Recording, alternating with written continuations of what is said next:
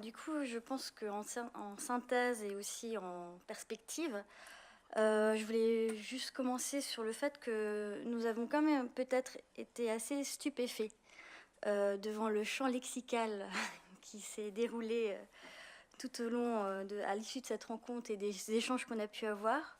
On a entendu de manière récurrente le terme crise, doute, méfiance, peur, incertitude, clivage, urgence, rupture, crainte, malaise, blocage, rigidité, fragilité. On vous avoue qu'on ne s'attendait pas à un vocabulaire autant d'une catastrophe qui s'annonce. Et du coup, on se questionne aussi sur comment vaincre cette idée de menace qui nous semble comme ça un peu irrévocable, irréversible. Nous vous proposons de construire ensemble peut-être un nouveau chantier qui s'annonce pour repenser, mais surtout penser le diagnostic territorial de demain. Alors on vous propose, comme ouverture, de penser un nouvel espace. Un espace qui dépasserait les frontières administratives et qui redéfinirait plutôt un périmètre de pertinence, qui serait à créer à chaque diagnostic territorial. Celui-ci permettrait donc de re-questionner les échelles, selon leur pertinence au fait, et donc de sortir de cette stricte compétence et compétitivité territoriale dont on parlait tout à l'heure, mais plutôt de souligner l'importance d'adapter au fait à chaque situation. Je vais rapidement...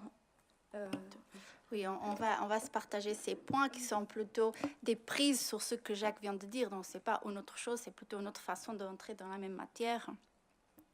Et donc, le deuxième point, c'est un nouveau paradigme que traduit cette logique de la démocratie interactive que Jacques vient de parler. Donc, nous pensons que le nouveau diagnostic, on n'a pas encore un nom, il va construire une interface entre le politique et le civil par l'agencement d'un temps, d'un lieu, des rôles. Et ce qu'on a commencé à faire, c'est un répertoire des processus d'expérimentation qui jouent avec les temporalités des différentes formes d'observation, de pensée, d'action, de décision. Et il faut continuer à le faire.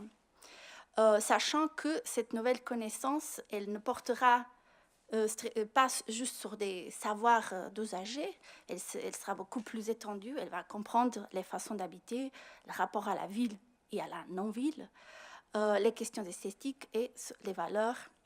Elle va intégrer le passé, le présent et le futur. Nous avons aussi trouvé que ce séminaire offrait beaucoup de pistes sur comment peuvent être configurés ces environnements. Et nous pensons qu'il faut souligner que ces quatre doivent favoriser la mise en commun. Donc, ils peuvent comprendre des événements ou des acteurs qui aident les gens à se détendre, à se mettre en confiance, à parler de soi, à désamorcer des conflits, à trouver une paix symbolique. Oui, l'idée, c'était surtout de créer un espèce de processus, un continuum entre l'analyse, le projet, l'observation, l'action, les différents acteurs aussi. Un troisième point, ce serait la nécessité de créer un nouvel acteur.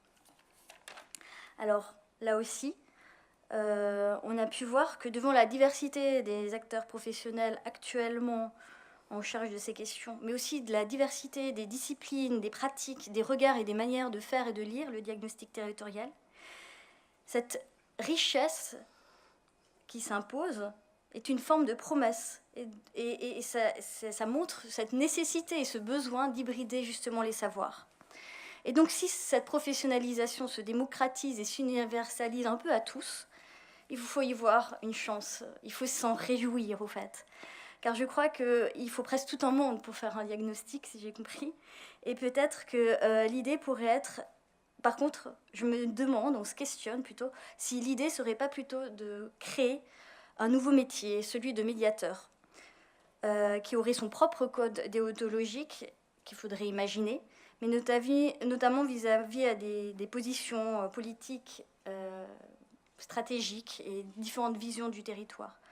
Mais surtout d'être dans ce rôle, de prendre pleinement ce rôle de médiation et de trouver peut-être une forme de neutralité à définir.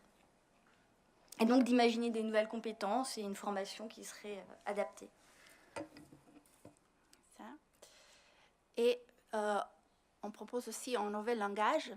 Ça, dans la première journée, c'était très clair que les gens parlaient d'un changement de paradigme où cette idée d'une connaissance qui n'avait pas de valeur et elle était produite d'un point totalement objectif et totalement cognitif, elle est plus acceptée, elle est remise en question. Donc il s'agit de pouvoir à chaque fois relier la connaissance et l'axiologie. Et donc nous pensons que pour cela, il faut un langage que ces médiateurs peuvent utiliser pour repérer et expliciter quelles sont les valeurs éthico-spatiales des citoyens qui participent dans ce dispositif d'interaction.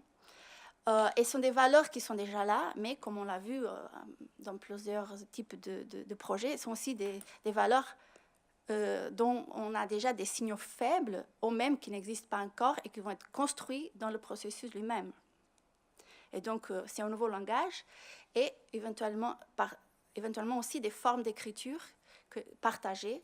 Donc, on a vu qui permettent à tous les acteurs d'être dans le même plan et de pouvoir s'exprimer et de voir son message reçu dans le même plan. Enfin, on s'est posé la question s'il ne fallait pas donc, justement re-questionner l'objet, qui actuellement prend plutôt la forme d'un rapport. On le trouve alternativement ennuyeux, inutile, désuet, répétitif, périmé, inadapté et même honteux. Alors, on se questionne. Et on se questionne devant la possibilité d'avoir un objet qui pourrait être capable de figurer, de nous donner des figures, de nous proposer, d'être force de proposition, en fait, et de proposer un imaginaire, de pouvoir développer un éventail de scénarios liés à cette connaissance qu'on accumule. Et donc, au lieu d'être plutôt dans la prescription, nous pourrions plutôt donner les lettres de noblesse à la prospective. Et donc, dans cette capacité à produire des images de pensée qui ne sont pas du tout, quand j'utilise image dans le sens unique de communication, pas un outil de communication, mais plutôt un outil de pensée. Lorsqu'on pense à ces palettes, ou pour caricaturer, ou à ces cartes, l'enjeu, ou ces maisons de négociation, l'enjeu, c'est de se retrouver autour et de se rencontrer et de négocier, et donc de penser. Ainsi, il faut donc trouver par tous les langages des formes d'expérimentation pour modéliser et simuler sous la forme de tests ou de scénarios, et donc pouvoir fabriquer ce futur ensemble. Et donc toujours se poser « et si ?» Qu'est-ce qu'on produit lorsqu'on pose des « et si ?»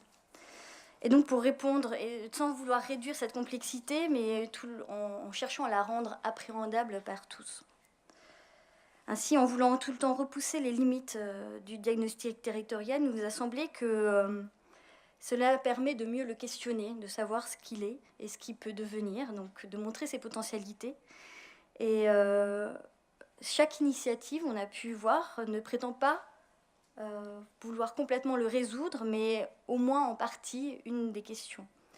Donc ces propositions, c'est des formes d'invitation à réfléchir sur les différentes modalités de ce changement d'air du diagnostic territorial. Et peut-être en ouverture, on a quelques pistes. Oui, donc sur des nouvelles recherches qui peuvent finalement apporter quelques réponses, puisque ce séminaire, il était de questionnement et pas de réponse. Donc il nous semble qu'il faut quand même aborder la question de comment rendre tout cela opérationnel. Et nous avons entendu, en moins à l'aise, de la part des personnes qui sont en contact avec les collectivités et les acteurs de l'administration. Donc nous pensons qu'il faut comprendre d'où viennent leurs frustrations et leurs blocages. Ça nous paraît fondamental dans un contexte où les territoires vont avoir de plus en plus de responsabilités et des contrats de solidarité clairs. Du coup, s'ils faillent, ils n'auront plus forcément l'État national pour venir les secourir. Du coup, il faut vraiment comprendre qu'est-ce qui se passe avec ces acteurs de terrain qui sont en train qui sont des acteurs politiques au sens institutionnel. Donc ça nous paraît important. Après, il y a la question budgétaire. Tous ces acteurs tous ces métiers, tous ces gens qui bricolent, ils font cela avec des budgets trouvés un peu ici, un peu là, surtout à la culture. Donc si on invente un nouvel métier, il faut peut-être voir comment il sera rémunéré.